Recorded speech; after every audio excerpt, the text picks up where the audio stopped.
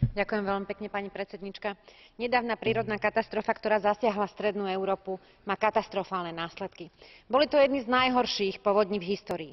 Záplavy spôsobili straty na ľudských životoch a obrovské materiálne škody. Okrem vážnych škôd vytvorili riziká pre verejné zdravie našich obyvateľov.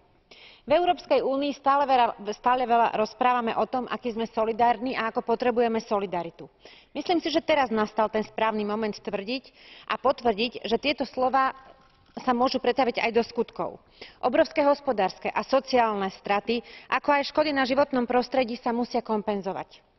Je teraz na Komisii, aby uvoľnila finančné prostriedky a pomohla tak postihnutým členským krajinám. Máme Fond solidarity, ktorý bol vytvorený presne na tento účel.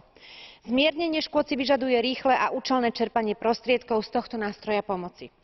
Všetky obete majú právo na našu pomoc a na to, aby bola skutočne efektívna. Musia sa ale predložiť aj dobré vnútroštátne plány obnovy. Ďakujem veľmi pekne.